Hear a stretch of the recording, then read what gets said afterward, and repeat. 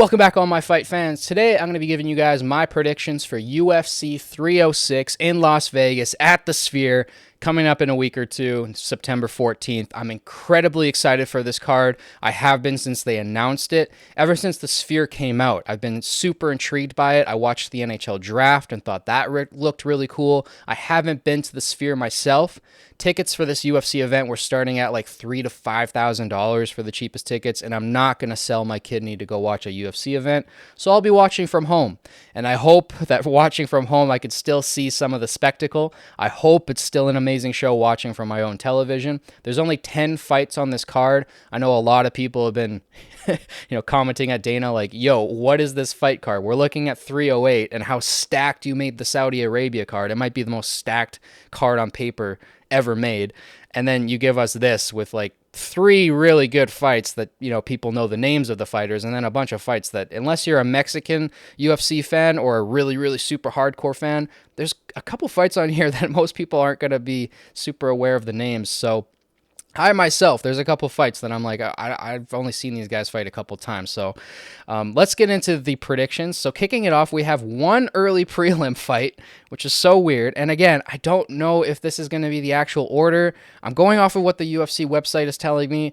That does not mean that this is going to be the order that the fighters walk out on the night of the fights. It could change last minute. The UFC is weird like that, so I apologize. But the early prelims kick off with a bantamweight bout between Raul Rosa Jr. and Iori Kilen. I apologize for the names that I'll butcher today, but Iori is 25-10, so he has 35 MMA fights, whereas Raul only has 10. He's still only 19 years old. Now, I feel like because, it's the Mexican Independence Day thing, they're probably going to give Raul somebody who's beatable.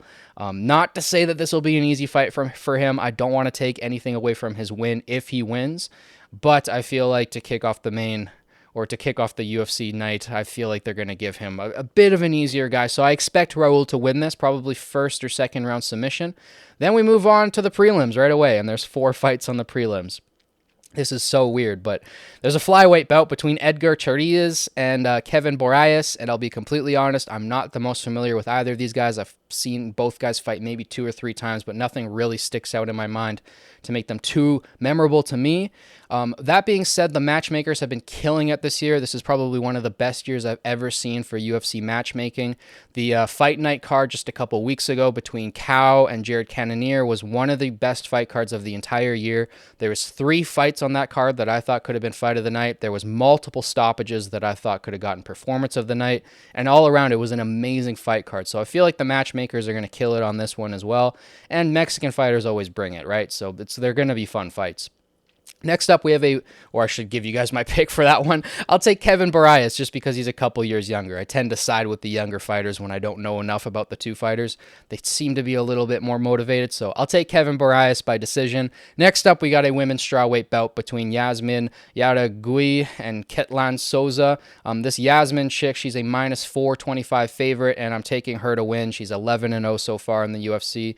I think she's fairly young as well. She seems like a big prospect at women's strawweight. That women's strawweight division's heating up recently, especially with that Chinese chick who debuted, I think it was last weekend. She got a knockout in the first round. She has a win over Valentina Shevchenko in kickboxing. So strawweight's heating up.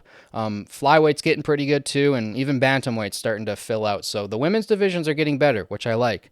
But I'm going to take this Yasmin chick. From what I've seen from her, she's a very violent women's fighter. Most of the Mexican women's fighters are.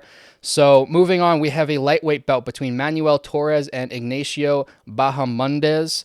15-2 versus 15-5. There's a 5-inch height discrepancy between the two. The Chilean Bahamondes is standing at 6'3" and Torres at 5'10". The odds are pretty close on this one. Really, it's kind of a pick'em fight. I'm going to take Torres, but again, I'm not the most familiar with either of these guys. I've seen them fight maybe once or twice. It's really a pick'em fight. Should be a good one, though. And then we have a women's bantamweight bout between number 5 ranked Irene Aldana and number 9 ranked Norma Dumont. Now, these are 2 amazing strikers. This will be a very fun women's fight. I'm going to take Irene Aldana, probably by decision, just because most women's fights don't end in knockouts. But the odds are again, a pick'em. It'd probably be safe to go with Norma Dumont. She's a little bit younger. Irene Aldana is like 36 now, so she's getting to the end of her career. She still might have one good run in her, but I'm just picking her because I'm a big fan. I love the way she boxes and she makes fights pretty fun. So I'm going to take Irene Aldana by decision. Then we move on to the main card, and kicking off the main card, we have a flyweight bout between Ronaldo Rodriguez and Ode Osborne. Now, I really like Ode Osborne. I've seen him fight quite a few times. He's one of the better Jamaican fighters on the roster, but I'm going to take Ronaldo Rodriguez in this one. He's 17-2, and I believe he's fairly young as well. And from what I've seen from him so far, he makes fights fun. I know I've said that a couple times, but not all of these Mexican fighters are knockout artists, but they will sling leather for the whole 15 minutes. And I feel like we're going to get that from Rodriguez because he is a very fun fighter. This should be an excellent flyweight bout. Then we have a lightweight bout between Daniel Zellhuber and Esteban Ribavocas. This is Mexico versus Argentina in this one. And again, I am not the most familiar with either of these guys. They both only have one loss on each of their records, 15-1 and 13-1 respectively. And this is also kind of a pick'em fight. The Zellhuber, the Mexican, is a slight favorite. I'm probably going to side with him, but I'm really excited to see how this fight turns out. Usually when you have two young guys with records where they only have one loss, they tend to be barn burner fights. So I'm going to be highlighting this fight as one of the ones to watch for sure. Next up, we have the featherweight bout between number 3 ranked Brian Ortega and number 12th ranked Diego Lopez. So this is obviously a rebook. This fight was supposed to happen a couple months ago. Ortega pulled out. I think somebody else was supposed to step in, and then Dan Ige stepped in on days' notice, literally hours before the fight, steps in, loses the first 2 rounds to Lopez, which we all kind of expected. Lopez is an up-and-coming prospect who seems like he could be the next champ. But Ige won the 3rd round, and that took a little bit of the steam out of the sails of Lopez for me. That made me question whether or not he actually has the cardio and the heart to fully go those 5 rounds. I know this isn't a 5-round fight, but if you're going to be fighting Ilia Topuria, if you can get it out of the first couple rounds, you're going to need a big gas tank to keep up with that guy. I'm super excited for that Ilia versus Holloway fight. I can't wait to break that one down. But Ortega versus Lopez. Lopez is obviously the favorite here, but Ortega has the skills to get this done. He's got dirty boxing. He's been improving that over the years.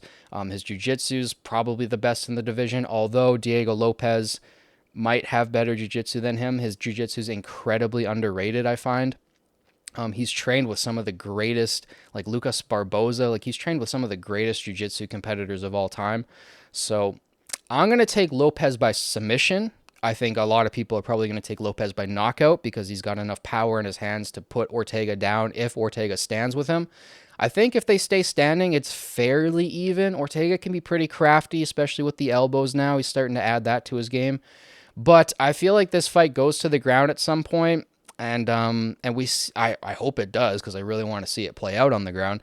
And I think Lopez surprises Ortega and finds a submission because I think Ortega will get a little bit cocky going, I'm the guy on the ground, I'm the menace, I'm the shark, and then get things turned on him. Because like I said, Lopez, it's not so much that people underrate his jiu-jitsu. People recognize that he has great jiu-jitsu, but his jiu-jitsu is like phenomenal. So hopefully we get to see that on display. Next up, we have a championship bout in the women's flyweight division between Alexa Grasso and Valentina Shevchenko. Now, this is the 3rd fight.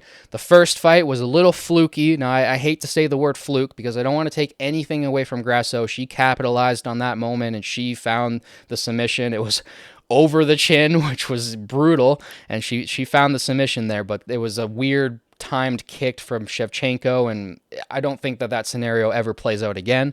The second fight was very close. If you called it for Grasso, I'm totally fine with that. If you called it for Shevchenko, I'm totally fine with that. I called it for Shevchenko, but I also might have a bias there.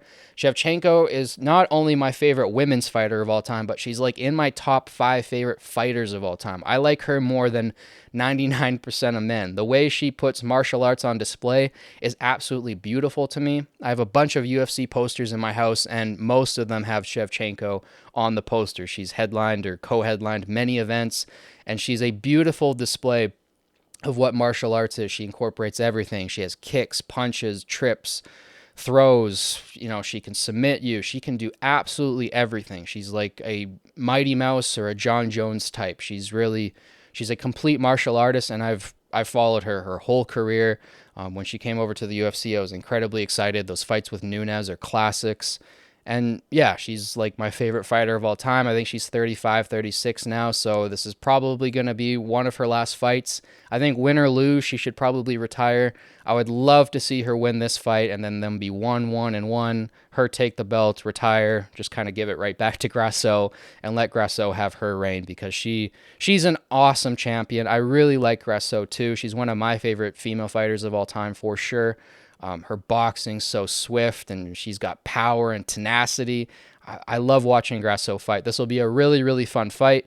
But part of me is going to be sad, if Shevchenko loses, because this is kind of the end of her career now. And she's somebody who, like I said, she's like one of my top 5 favorite fighters of all time, regardless of gender. So I'm hoping for Shevchenko to pull up the win here, but it's going to be a fun fight. I'll take Shevchenko by decision, but we'll see what happens. Then we have the bantamweight championship fight between Sean O'Malley and Merab Dvalishvili. Now, picking a winner for this fight is incredibly difficult. This is one of those fights where I just want to sit down and watch what happens, because I really don't know how this will play out. Now, Sean O'Malley is a tall, lanky striker. He has knockout power. We've seen him one-shot people before. I don't know if he'll one-shot Merab. Merab has a decent enough chin. It's not perfect, but it's decent enough where I think he can take a few shots. That being said, he can still get knocked out. I don't think he's knockout prone.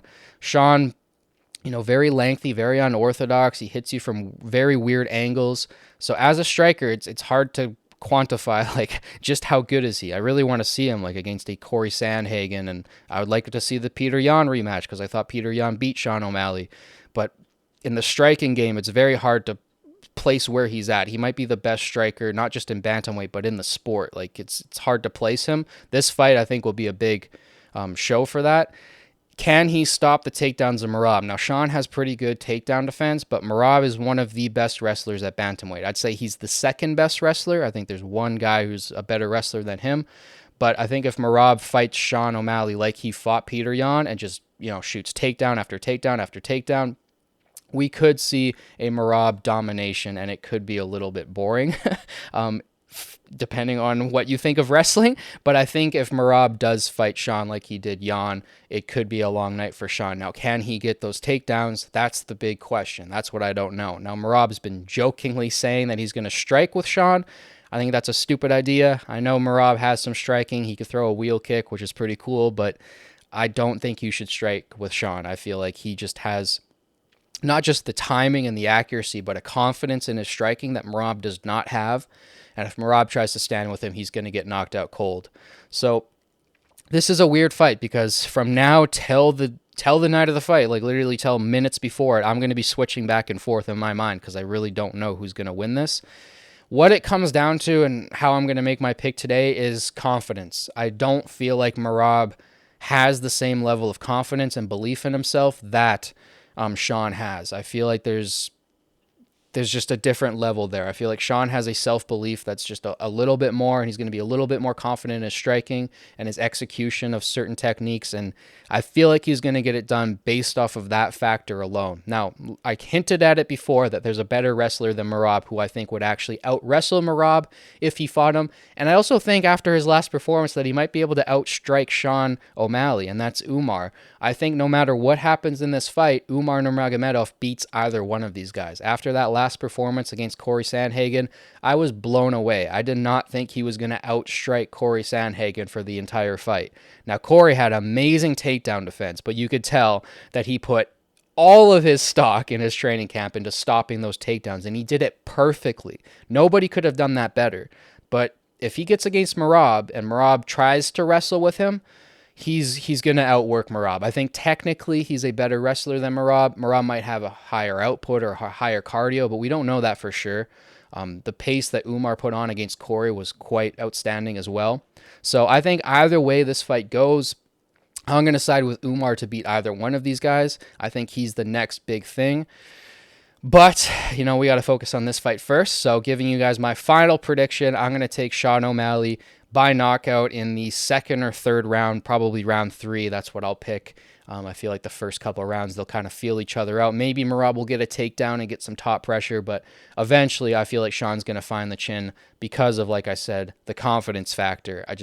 With the TikTok videos that Merab's been putting out, I feel like he's faking it. I feel a fake sense of confidence from Merab. And when I hear Sean, as much as I don't like either of these guys, off the mic, they're kind of both annoying to me. But Sean, it feels more honest. His confidence feels more honest. So I feel like he's going to get the knockout. But that's just my opinion. Let me know your guys' thoughts down below. Who do you guys have winning all these fights? Which one are you the most excited for? And what do you think of the card? Do you think Dana put on a terrible card? Do you think that there should have been more fights? Do you think he should have put some bigger names on this card? I know it's supposed to be Mexican Independence Day, so there's supposed to be a Mexican fighter on just about every fight, but I thought he could have spiced the card up a little bit more, but we'll see. We'll see. If the show is an absolute spectacle and from our homes we can see an amazing, stuff going on the sphere in the background and it's a cool event, I'll be happy regardless. I'm just happy that he's trying this and he's trying to do the sphere. I think it'll be a fun night regardless. So let me know your guys' thoughts down below. Don't forget to like and subscribe, share with your friends. It helps boost this channel and the algorithm. I'll catch you guys in the next one. Peace.